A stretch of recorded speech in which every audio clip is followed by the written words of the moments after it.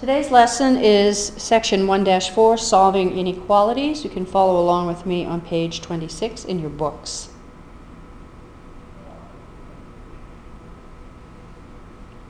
So first, when solving an equation, remember we have an equal sign between the two sides, and we have only one true solution. With an inequality, however, we have many solutions. So to solve this, as in the one above, I'm going to divide by -2. But remember, when working with inequalities, if you have to divide or multiply by a negative number, you must reverse the symbol. So -2x is less than 10, but x is greater than -5. To graph that, remember greater than or less than gives us an open circle, and we highlight that part of the graph of the number line that represents the solutions. So here we have anything greater than -5 is a solution that makes this inequality true, and it's represented by these symbols.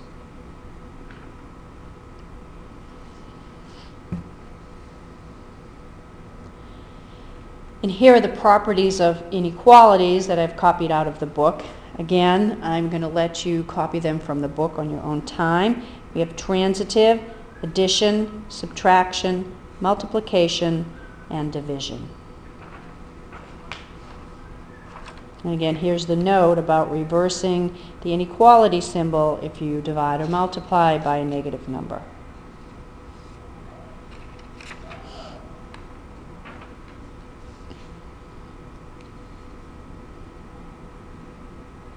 Here's another equation that I want to try to solve and graph. Why don't you take a minute or two and see if you can do this one by yourselves.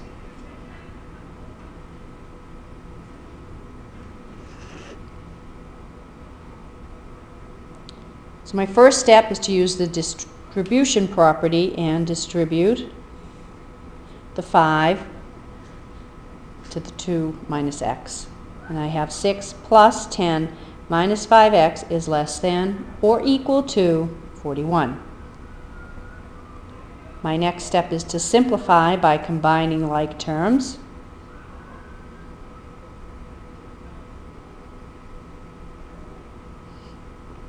Next, I'm going to subtract 16 from both sides, and what I've got now is -5x is less than or equal to 25.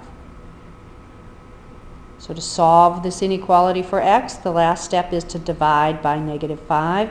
But remember, what do I need to do with the inequality symbol when I multiply or divide by a negative number? Correct. I have to reverse the sign. So this inequality says x is greater than or equal to -5. So my number line graph is going to have a solid circle filled in on -5, and everything to the right of -5 is a solution that makes this inequality true.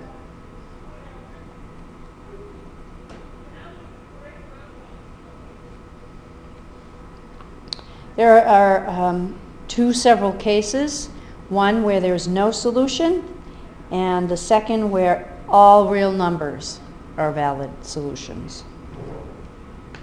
Let's look at the first example. 7x plus 6 is less than 7 times the quantity x minus 4. First step is I use the distribution property on the right, and I have 7x plus 6 is less than 7x minus 28. Next, I'm going to subtract 7x from both sides, and basically that gets rid of my variable, and I'm left with the statement 6 is less than -28, which is not true, so therefore there is no solution. There is no number that I can plug in here that's going to make this a true statement.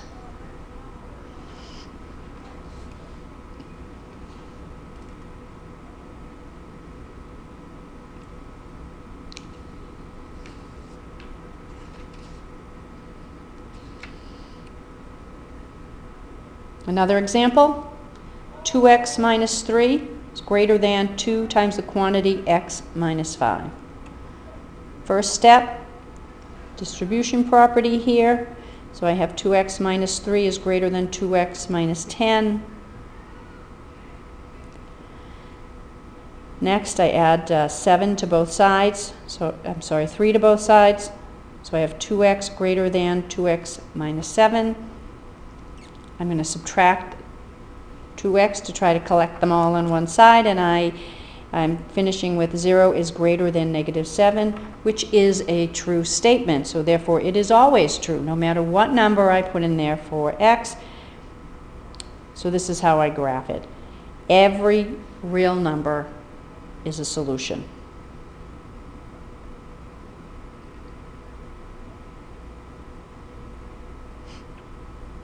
So now I want you to try and solve and graph 2x is less than 2 times the quantity x plus 1 plus 3.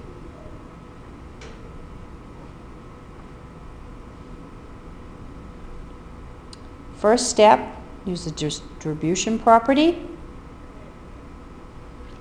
Second step, combine like terms. Last step, collect all of the x's on the left, which gives us 0 is less than 5, which is indeed true for all real numbers. So here's the graph. It's the same as the one we just looked at.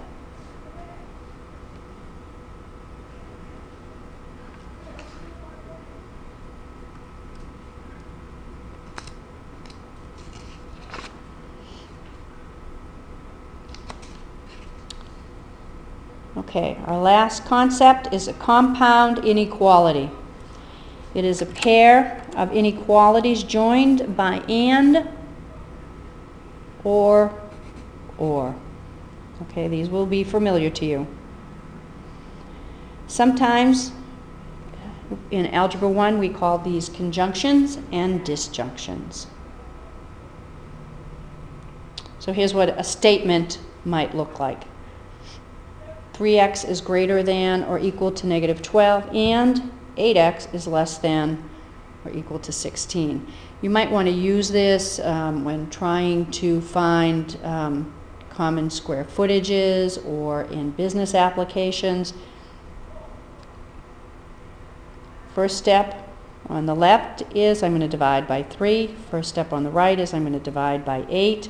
So what do I have? I have x is greater than or equal to negative 4, and x is less than or equal to 2. So the word and means that whatever you pick for x has to make both of these true. And this is what the graph looks like.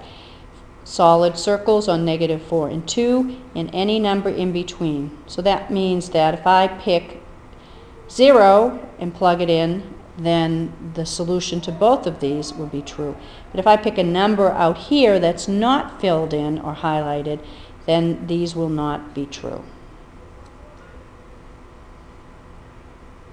Another way of writing this is in this simplified form here.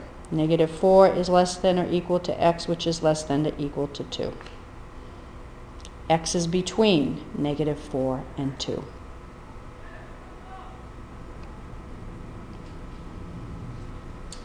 Here's an or statement. 3x plus 9 is less than negative 3, or negative 2x plus 1 is less than 5. So what the or means is that whatever value we have for x has to satisfy only one. Up here with and, it had to satisfy both. With or, it only has to satisfy one. First step, on the left, I'm going to subtract 9. On the right, I'm going to subtract 1. So I have 3x is less than negative 12, or negative 2x is less than 4. Dividing by 3 on the left, 2 on the right, x is less than negative 4, or x is greater than negative 2. And this is what the graph looks like. Open circles, because they're not equal. X is less than negative 4, x is greater than negative 2. So that means any number greater than -2, any number smaller than -4. It also means that -4, it does not satisfy this. -2 does not satisfy this, and none of the numbers in between. And again, with OR, it only has to satisfy one. With AND, it has to satisfy both. So that completes section 1-4. I'll write your assignment on the board and we can get started. Thank you.